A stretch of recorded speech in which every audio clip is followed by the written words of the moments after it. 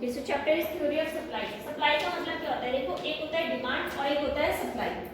अगर हम लोग डिमांड की बात करते हैं, थ्योरी ऑफ डिमांड में हम लोगों ने अपने आप को क्या कंज्यूम करना है? हमने अपने आप को क्या अज्यूम लेके चलना है कि हम लोग क्या है? कंज्यूमर है। ठीक है, थ्योरी ऑफ डिमांड में हम लोगों ने अपने आप को क्या अज्यूम करना है? कंज्यूमर। तभी इसका पूरा कंसेप्ट समझ आएगा, वरना नहीं आएगा, कंफ्यूज हो जाएगा कि होता क्या है। और थ्योरी ऑफ सप्लाई में क्या बना है? सप्लाई बन सकता है प्रोड्यूसर। थ्योरी ऑफ सप्लाई में आपने अपने आप को क्या अज्यूम करना है कि आप लोग क्या हो? प्रोड्यूसर। ठीक है, अब थ्योरी ऑफ डिमांड के अकॉर्डिंग अगर किसी चीज का प्राइस बढ़ता है तो एज अ कंज्यूमर हम क्या करते हैं? उस चीज की डिमांड कम कर देते हैं, है ना। तो प्राइस अगर इंक्रीज हो रहा होता है तो हम क्या कर देते हैं? डिमांड को डिक्रीज कर देते हैं। और प्राइस अगर डिक्रीज हो रहा होता है तो हम डिमांड को क्या कर देते हैं? इंक्रीज कर देते हैं as a producer, as a consumer. ठीक है, अब आते हैं theory of supply. Theory of supply में अगर प्राइस बढ़ रहे होते हैं तो उसकी सप्लाई भी इंक्रीज हो जाती है, और अगर प्राइस कम हो रहे होते हैं तो उसकी सप्लाई भी कम हो जाती है। भाई जो प्रोड्यूसर है वो तो अपना प्रॉफिट देखेगा ना, अगर प्राइस बढ़ रहे हैं तभी उसका सप्लाई करेगा, अगर कम हो रहे होते हैं तो उसकी सप्लाई कम कर देते हैं। ठीक है, तो थ्योरी ऑफ डिमांड में you are consumer and theory of supply में यू आर अ प्रोड्यूसर। ठीक है, अपने आप को ही लेके चलना है आपने। अब देखो जो थ्योरी ऑफ सप्लाई है, इसमें एज अ प्रोड्यूसर, अगर आप प्रोड्यूसर हो तो आपको क्या पता होना चाहिए कि आपने कितनी कमोडिटी को सेल करना है, कितनी कमोडिटी आपने प्रोड्यूस करनी है, कितनी और मार्केट में बेचनी है। तो मार्केट में बेचने के लिए तुम्हें क्या पता होना चाहिए कि भाई मार्केट में प्राइस कितना चल रहा है, कितनी डिमांड है। और प्राइस किस पे डिमांड डिपेंड होती है? डिमांड पे, है ना। डिमांड जो है प्राइस पे डिपेंड होती है। अब तुम्हें पहले ये पता होना चाहिए कि प्राइस कितना चल रहा है मार्केट में, कितनी डिमांड है, उसके अकॉर्डिंग तो सप्लाई करोगे। अगर सपोज डिमांड जो है मार्केट में सिर्फ 5 की है और तुम करो 10 सप्लाई हो, क्या उस चीज के प्राइस कम हो जाएंगे ना। तो हम जो प्रोड्यूसर होता है उसे ये पता होना चाहिए कि कितना मार्केट में डिमांड चल रही है, उसी के अकॉर्डिंग वो सप्लाई करता है। ठीक है ना, तो depends on price should to be obvious supply. अब पहले जितना ज्यादा प्राइस होगा, जैसे मैंने आपको बताया, जितना ज्यादा प्राइस होगा उतनी ज्यादा वो सप्लाई करता है, जितने कम होंगे तो उसके अकॉर्डिंग वो सप्लाई भी कम कर देता है। ठीक है, नेक्स्ट आता है तो सप्लाई ऑफ कमोडिटी का मतलब यही होता है कि वेरियस क्वांटिटीज ऑफ कमोडिटी जो प्रोड्यूसर क्या होता है? बिलिंग होते हैं, sell at different levels of price. ठीक है ना, अब इसके बाद होता है, अगर मैं पूछती हूँ कि सप्लाई और स्टॉक, तो बहुत के माइंड में आता है कि सप्लाई और स्टॉक तो सेम हो गया। क्या सेम है दोनों? सप्लाई एंड स्टॉक, एक वर्ड है आपके पास सप्लाई और दूसरा है स्टॉक। आर दे सेम और डिफरेंट? कैसे? How can you say that these are different concept?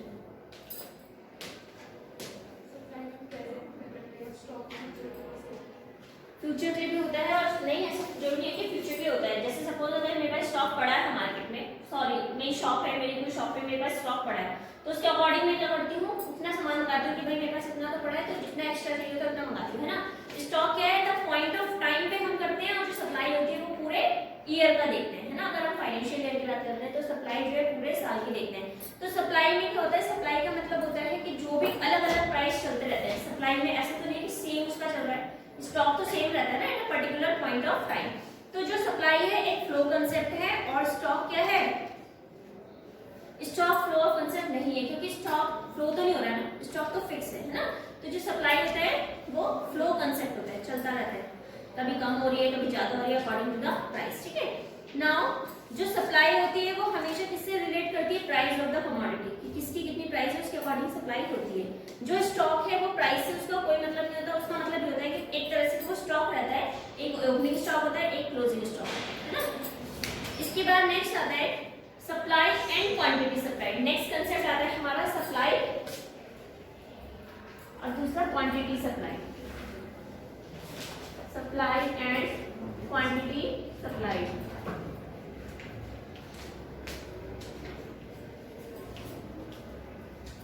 देखो सप्लाई और क्वांटिटी सप्लाई क्या होता है?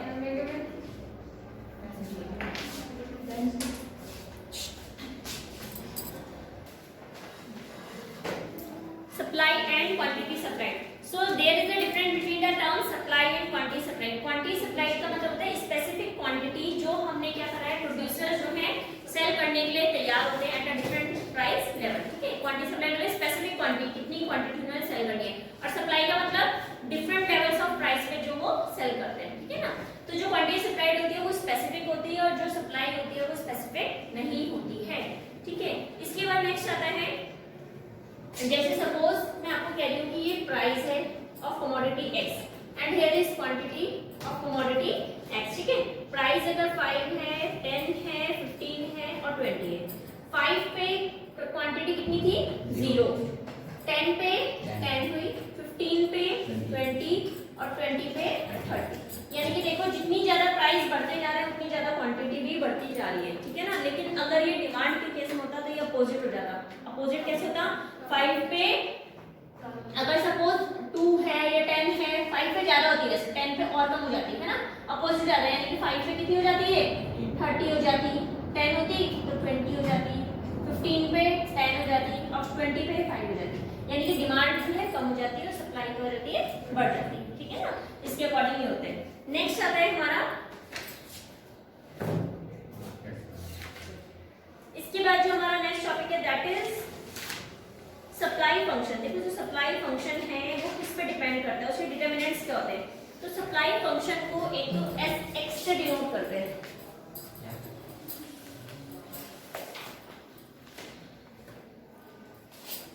सप्लाई फंक्शन यानी कि फंक्शनल रिलेशनशिप बिटवीन किसके बीच में होता है? Px PR, px PR and F G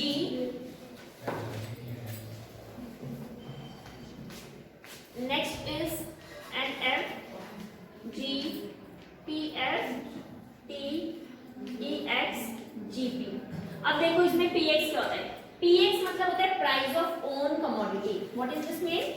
price of own commodity, अपने कमोडिटी का ही प्राइस, ठीक है।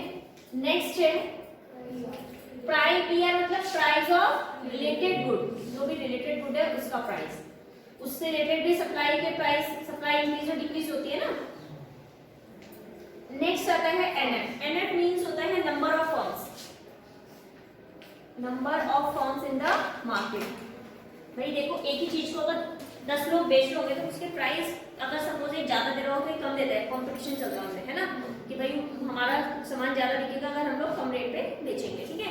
तो नंबर ऑफ फर्म्स भी क्या करता है? एक तरीके से इसको अफेक्ट करता है जो, ठीक है ना, जिसका इंपैक्ट पड़ता है इस पे। जी आता है गोल ऑफ द फर्म, कि भाई फर्म का गोल क्या है? सिर्फ प्रॉफिट कमाना है तो प्राइस ज्यादा ही रखेगा। अगर उसका ये है कि भाई ज्यादा से ज्यादा लोगों तक या सोशल वेलफेयर जिसका होता है कि भाई ज्यादा से ज्यादा लोगों को प्रोवाइड करना है, भले ही कम रेट पे दे, तो goal of the firm main होता है, ठीक है। नेक्स्ट होता है इसमें PF means price of factor of production. भाई लेबर लगी है, कैसे कौन से फैक्टर ऑफ प्रोडक्शन उसने यूज करा, उसके अकॉर्डिंग वो सप्लाई करता है ना, उसके अकॉर्डिंग प्राइस फिक्स करता है। So price of factor of production. Factor of production में क्या आता है आपका? लैंड, लेबर, कैपिटल, एंटरप्रेन्योरशिप, है ना। लैंड उसने रेंट पे ले रखी है, उसका भी किराया दे रहा है, तो उसके अकॉर्डिंग वो तेरे से ज्यादा चार्ज करता है ना, क्योंकि उसको वहीं से तो निकालना है भाई, जो बेचेगा उसी के अकॉर्डिंग उसको अपना किराया निकालना है, जहाँ पे उसने इंडस्ट्री खोल रखी है, फैक्ट्री खोल रखी है। नेक्स्ट आता है हमारा स्टेट ऑफ टेक्नोलॉजी। टी का मतलब क्या होता है? स्टेट ऑफ टेक्नोलॉजी, ठीक है, स्टेट ऑफ टेक्नोलॉजी। इसके बाद ईएक्स आता है हमारा बिजनेस एक्सपेक्टेशंस। कुछ बिजनेस की एक्सपेक्टेशंस होती है, बिजनेस में हमेशा एक तो रिस्क होता है ना। बिजनेस की एक्सपेक्टेशन होती है, एक्सपेक्टेशन मतलब कि भाई मुझे प्रॉफिट हो, ज्यादा से ज्यादा प्रॉफिट अचीव करे, प्रोड्यूसर यही तो सोचेगा कि मुझे ज्यादा से ज्यादा प्रॉफिट हो, तो उसकी एक्सपेक्टेशंस है। और जीपी मतलब होता है गवर्नमेंट पॉलिसी। अगर गवर्नमेंट ने कह दिया भाई ज्यादा कोई नहीं करना, ज्यादा तुमसे सप्लाई नहीं करनी, तो क्या हुआ? नहीं करेगा प्रोड्यूसर, क्योंकि वो तो गवर्नमेंट के अकॉर्डिंग चलता है। तो ये सारी चीजें जो है हमारी सप्लाई के फंक्शन को इफेक्ट करती हैं, ठीक है। तो फर्स्ट जो है प्राइस ऑफ ओन कमोडिटी, इसको देखो। प्राइस ऑफ ओन कमोडिटी मतलब अगर जो हमारा जैसे प्राइस है, जैसे सपोज मैंने जो है प्रोडक्शन करती हूँ, मैं इसका प्रोडक्शन कर लूँ, सपोज मैं पेन का कर लूँ, पेन मैन्युफैक्चर कर लूँ, ठीक है। अगर पेन के प्राइस बढ़ रहे होते हैं मार्केट में, ठीक है, पेन भी आपको पता है कि अलग अलग तरीके के आते हैं, रिनॉल्ड्स का होता है, ठीक है, बहुत सारे पेन आते हैं। अब उसके अकॉर्डिंग अगर पेन की मैं देख रही हूँ कि पेन के प्राइस बढ़ रहे हैं मार्केट में, तो मैं क्या करूँगी? इसकी सप्लाई को भी बढ़ा दूंगी, क्योंकि मुझे तो प्रॉफिट होगा, क्योंकि पेन की ज्यादा डिमांड हो रही है मार्केट में, तो मैं उसकी सप्लाई को बढ़ा दूंगी। इसके बाद होता है प्राइस ऑफ रिलेटेड गुड, ठीक है। प्राइस ऑफ रिलेटेड गुड्स मतलब supply of good depends upon the price of related goods. Suppose मैं कह रही हूँ कि एक फर्म है और वो क्या प्रोड्यूस कर रही है? टी प्रोड्यूस कर रही है, उसको सेल कर रही है, ठीक है। तो increase in the number of, if price of coffee rises in the market, तो क्या है? अगर सपोज मैं कह रही कि टी का प्रोडक्शन कर रही है, एक कंपनी है वो किसका प्रोडक्शन कर रही है, टी का। लेकिन क्या हुआ, उसने मार्केट में देखा कि डिमांड तो ज्यादा किसकी हो रही है, कॉफी की, है ना। उससे रिलेटेड गुड है, टी और कॉफी एक दूसरे से रिलेट करते हैं ना। तो कॉफी की डिमांड मार्केट में बढ़ रही है, तो मैं क्या करूंगी, कॉफी की टी का प्रोडक्शन रोक के मैं किसका प्रोडक्शन स्टार्ट कर दूंगी, कॉफी का, क्योंकि उसकी डिमांड बढ़ रही है, उसके प्राइस बढ़ रहा है, तो मुझे तो फायदा कॉफी से होगा ना, टी से तो ना प्रॉफिट हो रहा है मुझे, ठीक है। तो प्राइस ऑफ रिलेटेड गुड भी सप्लाई फंक्शन को इफेक्ट करती है। नेक्स्ट आता है नंबर ऑफ फर्म्स। अब देखो नंबर ऑफ फर्म्स, अगर सपोज हम मार्केट जाते हैं और मार्केट में सेम चीज अगर हम लोग 4-5 शॉप पे अगर हम कपड़े लेने जा रहे हैं, ठीक है, कुछ भी लेने जा रहे हैं, तो हम लोग क्या करते हैं, एक जगह पूछा, फिर दूसरी जगह पूछा, तीसरी जगह पूछा, मतलब 4-5 शॉप अगर अगल बगल में रहती है, हम लोग पूछते हैं मार्केट में कि भाई तुम कितने का, जहां हमें सस्ता पड़ता है वहां से लेते हैं, है ना। तो जो नंबर ऑफ फर्म्स होते हैं, एक तरह से ये भी क्या करता है, सप्लाई को इफेक्ट करता है। इसमें क्या होता है, market supply of a commodity depends करता है number of firms in the industry. जितनी ज्यादा फर्म होती हैं, जितनी ज्यादा फर्म्स फैक्ट्रीज होती हैं, इसका मतलब मार्केट सप्लाई भी उतनी ज्यादा होगी, है ना भाई। जितनी ज्यादा लोग बेच रहे होंगे तो सप्लाई भी तो उतनी ज्यादा हो रही होगी मार्केट में। That is decrease in the number of firms का मतलब होता है कि मार्केट सप्लाई भी कम हो गई। अब एक ही चीज को अगर 4 लोग बेचे तो सप्लाई ज्यादा हो रही है, अगर एक चीज को एक ही बेचेगा तो सप्लाई कम है ना। तो ये इसका मतलब है नंबर ऑफ फर्म्स क्या करता है, जितनी ज्यादा होंगी उतनी ज्यादा सप्लाई मार्केट में होती है। नेक्स्ट आता है गोल ऑफ द फर्म। देखो गोल ऑफ द फर्म क्या होता है कि मैक्सिमाइज प्रॉफिट, मतलब मेन उनका होता है कि हमें ज्यादा से ज्यादा क्या हो, प्रॉफिट हो, ठीक है। जितनी ज्यादा कमोडिटी वो हाई प्राइस में बेचते हैं उतना ज्यादा उनको प्रॉफिट होता है ना। और जो गोल ऑफ द फर्म, अगर उनका मेन एम ये रहेगा कि भाई हमें सेल को बढ़ाना है, तो उनको क्या करेंगे, सेम प्राइस में भी क्वांटिटी सप्लाई कर सकते हैं, है ना। उनको अगर सिर्फ यही रहेगा, अगर उनका सिर्फ एम ये है कि भाई मैंने प्रॉफिट कमाना है, तो वो क्या करेंगे, वो ये देखेंगे कि प्राइस ज्यादा है कम है, उन्हें सिर्फ प्रॉफिट ही कमाना है, ठीक है। तो जब उसके ज्यादा प्राइस रखेंगे तभी तो उनको प्रॉफिट होगा, ज्यादा प्राइस पे जब सामान बेचेंगे तभी प्रॉफिट होगा। अगर उनका मेन एम ये रहेगा कि भाई मैंने तो सिर्फ सेल्स को बढ़ाना है अपनी, तो सेल क्या है, वो सेल में भी डिस्काउंट लगा के भी सामान बेचेगा, लेकिन सेल बढ़ेगी उसकी, है ना। ऐसा होता है ना, सेल निकालने के लिए लिखा है डिस्काउंट कितना परसेंट है, बाय 3 गेट 1, और तीनों 4 पैसे एक में 3 में लेते, उसमें हम पूछा कि एक तो में फ्री मिल गई, है ना। बाय 1 गेट 1 फ्री में भी यही होता है। तो वो क्या, उनका मेन एम क्या होता है कि मैक्सिमाइज करना उन्होंने सेल को। इसके बाद नेक्स्ट आता है price of factor of production. आपको पता है कि जो फैक्टर ऑफ प्रोडक्शन है वो हमारे कौन कौन से होते हैं, फैक्टर ऑफ प्रोडक्शन, इसमें हमारा आता है लैंड, लेबर, अगर हमें प्रोडक्शन करना है बेसिक चीज की जरूरत पड़ती है ना, लैंड की, लेबर की, कैपिटल, कैपिटल मतलब मशीन्स। बहुत से बच्चे कंफ्यूज होते हैं कि कैपिटल का मतलब पैसा होता है, कैपिटल का मतलब है मशीन्स, ठीक है। और नेक्स्ट होता है एंटरप्रेन्योरशिप। एंटरप्रेन्योरशिप मतलब होता है साझेदारी जिसको बोलते हैं ना, मिलके काम करना। अब देखो लैंड है, अगर लैंड अपनी है तो वो क्या करेगा, ज्यादा प्राइस रखेगा ही नहीं मार्केट में। अगर लैंड सपोज रेंट की दे रखी उसने, तो क्या करेगा, उसमें ज्यादा प्राइस रखना पड़ेगा, भाई किराया तो उसने उससे निकालना है, जो बेचेगा वो, है ना। तो फैक्टर ऑफ प्रोडक्शन यानी कि supply of commodity is also affected by the price of factor used for the production. जो भी हम फैक्टर्स यूज करते हैं प्रोडक्शन के लिए, उसके प्राइस से भी क्या करता है, इफेक्ट करता है, ठीक है। If the factor price decreases, अगर सपोज फैक्टर प्राइस कम हो रहा होता है, यानी कि इनका प्राइस कम हो रहा होता है, तो क्या होता है, जो कॉस्ट ऑफ प्रोडक्शन है वो भी क्या होती है, कमी है। क्योंकि भाई प्रोडक्शन में अगर सपोज मैंने लैंड मेरी अपनी थी, लेबर मुझे सस्ती 1-2 लेबर मिल गई काम करने के लिए, ठीक है, मशीन भी मैंने अच्छी लगाई लेकिन सस्ते रेट पे मिल रही थी मुझे, तो जब इसका प्रोडक्शन कम हो रहा है तो क्या होगा, कॉस्ट ऑफ प्रोडक्शन भी तो कमी हो गया, खर्चा कमी होगा ना प्रोडक्शन में मेरा। तो इसका मतलब जितना ज्यादा हम लोग क्या करते हैं, कमोडिटी को एक्सिस्टिंग रेट पे सप्लाई करते हैं, तो उसका जितना ज्यादा हम बेचेंगे उतना ज्यादा हमको प्रॉफिट होगा। हम किसकी तरह बात कर रहे हैं कि हम लोग क्या है, प्रोड्यूसर है, कंज्यूमर की तरह बात नहीं कर रहे हैं। किसकी तरह बात कर रहे हैं कि हम लोग क्या है, इसका प्रोड्यूसर है, ठीक है। नेक्स्ट आता है स्टेट ऑफ टेक्नोलॉजी। देखो स्टेट ऑफ टेक्नोलॉजी में क्या है, improvement in the technique of production क्या करता है। अगर देखो सपोज मैं कह रही हूँ कि मैंने क्या करना है, टेक्निक ऑफ प्रोडक्शन को चेंज करना है। पहले मैं लेबर से काम कराई थी, अब मैंने क्या कर दिया, लेबर को हटा के किसका यूज करने लगी हूँ, मशीन वगैरह का यूज कर रही हूँ, ठीक है। तो मशीन जो है एक्यूरेट एक तो काम करती है और जल्दी करती है। तो इंप्रूवमेंट किया मैंने किसमें, टेक्नोलॉजी में चेंज करा, ठीक है। तो उससे क्या हुआ, ज्यादा से ज्यादा मैं जो है कमोडिटी को सप्लाई कर सकती हूँ, ज्यादा से ज्यादा प्रोडक्शन होगा ना, प्रोडक्शन ज्यादा होगा तो मैं सप्लाई ज्यादा कर पाऊंगी, ठीक है ना। नेक्स्ट आता है बिजनेस एक्सपेक्टेशन। देखो बिजनेस एक्सपेक्टेशन मतलब इन्वेस्टमेंट, या तो इन्वेस्टमेंट का मतलब होता है कि या तो हमको उसमें फायदा होगा या नुकसान होगा, है ना। रिस्क होता है बिजनेस में, कोई भी बिजनेस उसमें रिस्क होता है। अकॉर्डिंगली क्वांटिटी सप्लाई राइज करती है जब अपना हम अगर प्राइस, अगर सपोज मैं कह रही हूँ कि मेरे प्राइस जो है मार्केट में, एक पेन है प्राइस में रखे 10, देख रहे हैं कि 10 रुपए का ही दिख रहा है, ये तो और अगर जाने मार्केट में पूछना तो वहाँ पे 15 का है, 20 का है। तो मैंने अगर अपने प्राइस को कांस्टेंट रखूंगी तो उसकी क्या होगी, क्वांटिटी भी बढ़ती रहेगी, यानी कि उसकी जो डिमांड होगी वो भी बढ़ती रहती है मार्केट में, है ना। इसके बाद नेक्स्ट आता है गवर्नमेंट पॉलिसी। देखो गवर्नमेंट पॉलिसी मतलब taxation and subsidy policy of the government. अगर सपोज गवर्नमेंट ने, मैं क्या कर रही हूँ, सप्लाई कर रही हूँ, तो गवर्नमेंट ने क्या करा, मेरे उसमें टैक्स लगा दिया ज्यादा, तो जितना टैक्स लगाएगा वो तो नुकसान हुआ ना। उसने फिक्स कर दिया कि अगर तुम इतना सप्लाई करोगे तो तुम्हें इतना टैक्स देना पड़ेगा, तुम्हें कम सप्लाई करोगी टैक्स से बचने के लिए, है ना।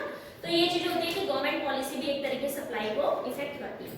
ये जो टॉपिक है बहुत इंपॉर्टेंट टॉपिक है, इसको डिटरमिनेंट्स ऑफ सप्लाई बोलते हैं, ठीक है, डिटरमिनेंट्स ऑफ सप्लाई फंक्शन। इसके बाद नेक्स्ट आता है हमारा लॉ ऑफ सप्लाई। देखो लॉ ऑफ सप्लाई का मतलब क्या होता है, लॉ ऑफ सप्लाई का मतलब यही है कि जो देखो एक होता है law of demand. Law of demand में जो रिलेशनशिप होता है वो नेगेटिव रिलेशनशिप होता है। नेगेटिव मतलब प्राइस बढ़ रहा है तो डिमांड कम हो रही है ना, और अगर प्राइस कम हो रहा है तो डिमांड बढ़ रही है। लेकिन जो सप्लाई में होता है, इसमें क्या होता है, लॉ ऑफ सप्लाई में पॉजिटिव रिलेशनशिप होता है प्राइस में और सप्लाई में। समझ में आया।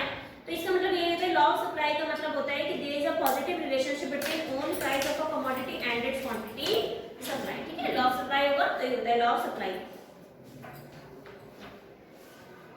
नेक्स्ट आता है इसमें लॉ ऑफ सप्लाई के बाद हमारा आता है इसमें जो मैंने आपको बताया था कि इलास्टिसिटी ऑफ सप्लाई, ठीक है।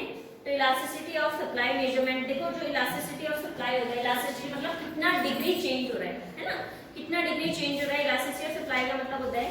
तो यानी कि जैसे अगर सपोज मैं आपको कह रही हूँ कि इसका जो मेथड होता है वो इस इलास्टिसिटी ऑफ सप्लाई को फाइंड करने का मेथड होता है, that is ES is equal to, जैसे डिमांड का करते हैं वैसे ही होता है सेम, लेकिन डिमांड में क्या होता है, माइनस आता है, इसमें माइनस नहीं आता है, ठीक है। इलास्टिसिटी ऑफ सप्लाई में माइनस नहीं आता है क्योंकि पॉजिटिव है ना, उसमें नेगेटिव नंबर, नेगेटिव नाम आता है, नेगेटिव रिलेशनशिप, इसलिए माइनस आता है। इसमें पॉजिटिव रिलेशनशिप है, सो ES का फॉर्मूला क्या हो जाता है, P/Q into delta Q upon delta P।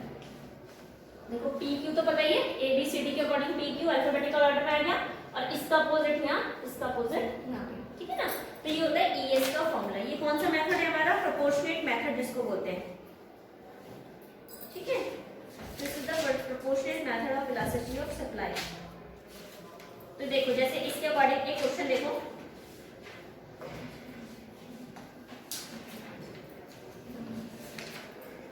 अगर सपोज मैं क्वेश्चन आपको कह रही हूँ कि when price of a good increases from ₹15, 15 से कितना हो गया है, 19 हुआ है, तो यानी कि P कितना है, 15, पहला वाला 15 P और दूसरा वाला P1, यानी कि वो न्यू हो गया, कितना हो गया, 19, ठीक है।